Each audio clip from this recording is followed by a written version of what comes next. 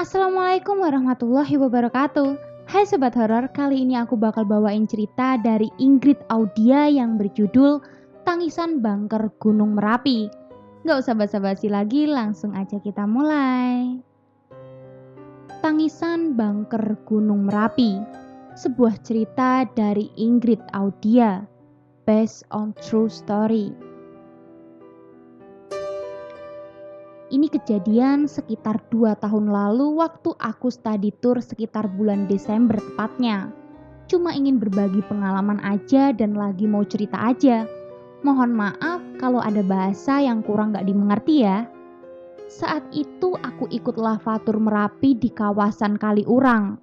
Waktu tur, jeep yang aku naiki berhenti di desa Kali Adem yang porak-poranda karena bencana letusan Merapi dahsyat pada tahun 2010 silam. Terdapat bunker yang konon digunakan sebagai tempat perlindungan dari bahaya lahar panas. Untuk sekedar informasi, dulunya bunker itu digunakan sebagai tempat sembunyi saat lahar panas turun. Dan sempat ada 2 relawan yang tewas karena terkena lahar panas di bunker itu. Suasana di dalam bunker Kali Adem memang begitu suram dan menyedihkan.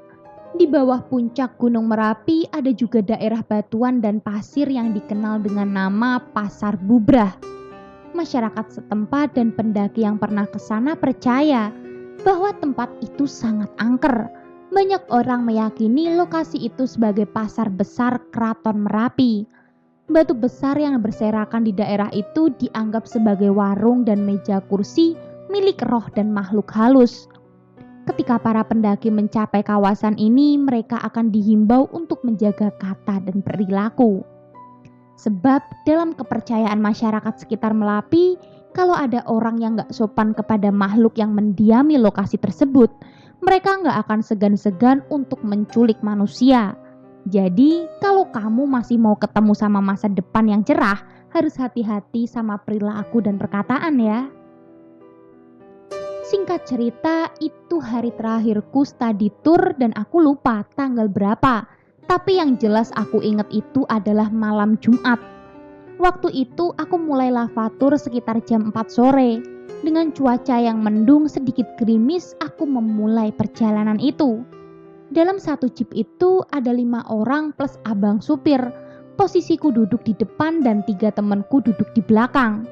Startnya di base camp Kaliurang menuju museum sisa hartaku. Posisi pas ini masih aman-aman aja.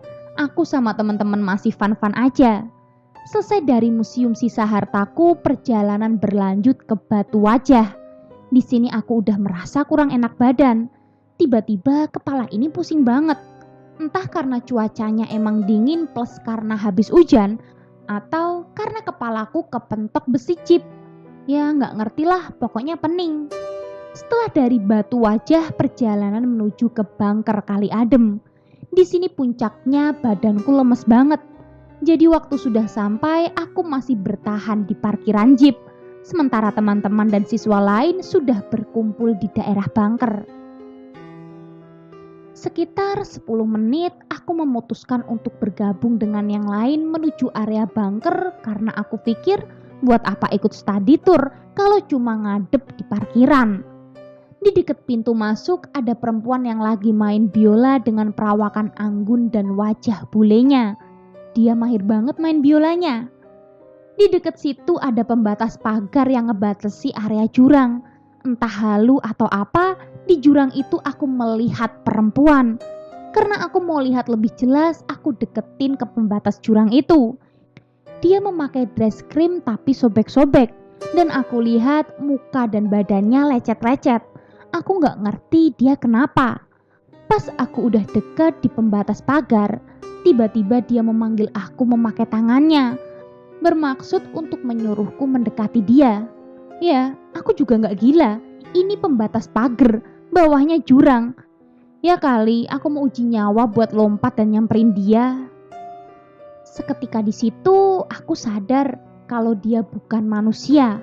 Dengan kondisi luka di badan dia dan baju yang udah compang-camping dan kotor, aku tahu dia mau kasih aku celaka. Jadi di situ aku langsung ngejauh dan istighfar berulang kali Entah doa apa yang aku ucap. Yang penting doa karena aku udah ketakutan. Aku milih buat duduk di kursi kayu dekat pengamen biola tadi. Nafasku masih engap ngebayangin makhluk tadi. Sembari menenangkan diri, aku menonton Mbak cakep yang lagi main biola itu.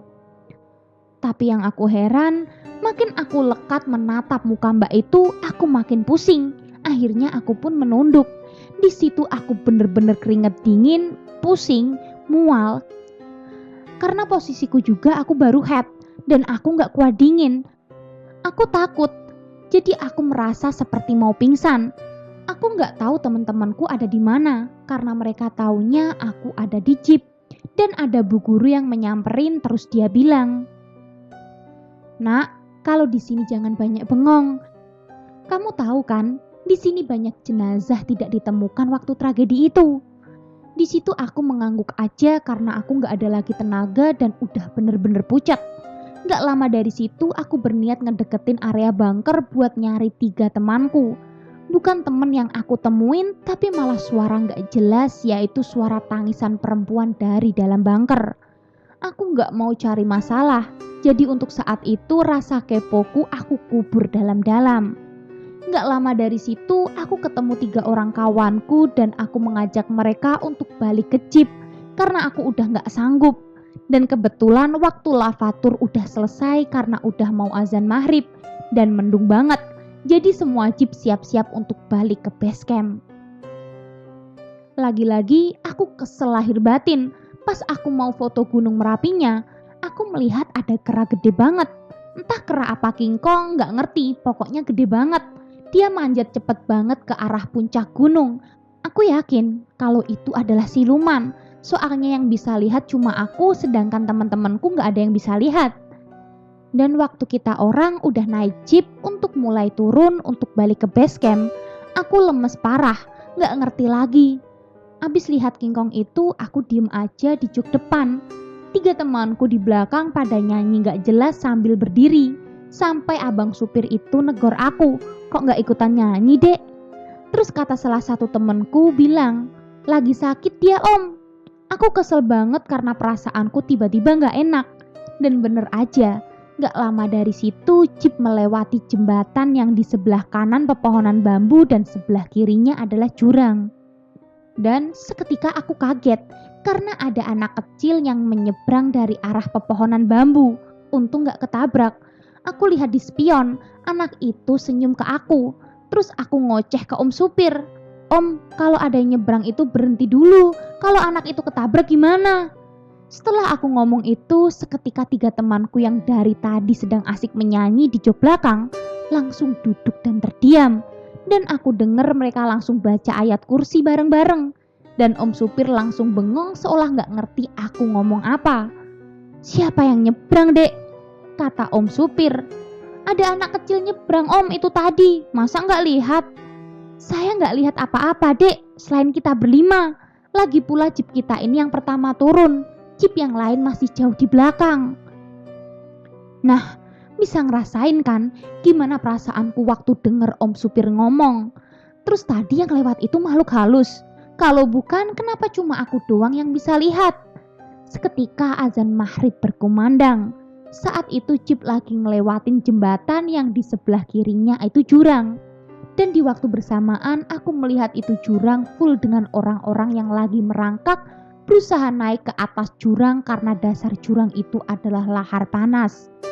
Dan di waktu yang bersamaan itu pula, anak kecil yang menyeberang tadi menampakkan dirinya 3 kali di jendela jeep aku.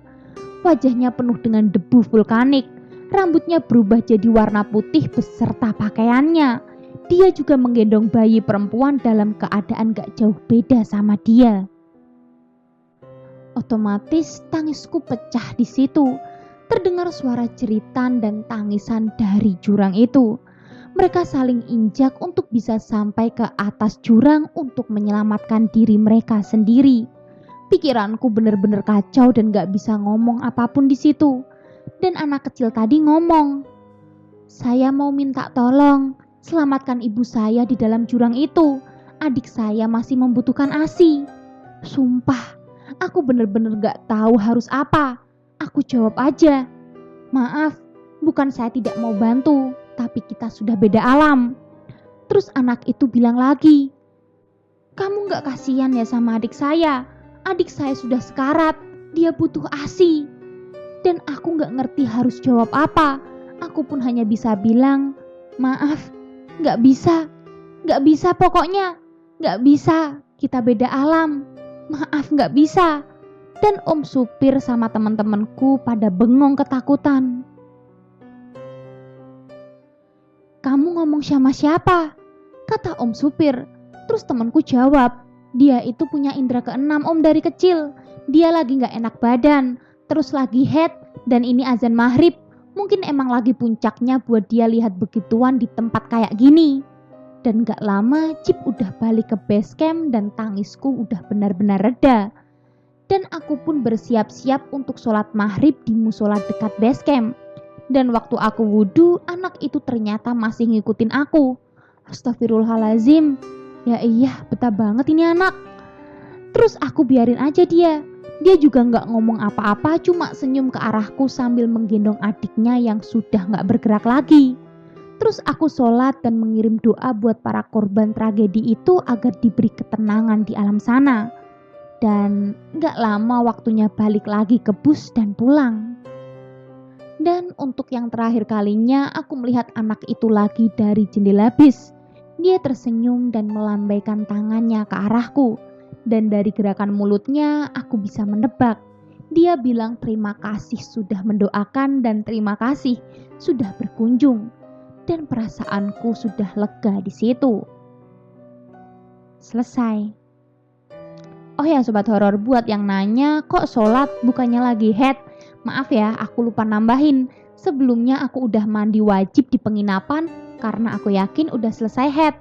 Pikirku karena mau merapi jadi alangkah baiknya kalau aku gak dalam keadaan kotor. Tapi ternyata pas di toilet rest area taunya aku masih head. Gimana sobat horor? Dari cerita ini kita banyak mendapatkan pembelajaran ya. Apalagi di tempat-tempat bekas kejadian bencana alam. Kalau gitu tunggu cerita-cerita menarik lainnya dan jangan lupa nyalakan lonceng notifikasinya.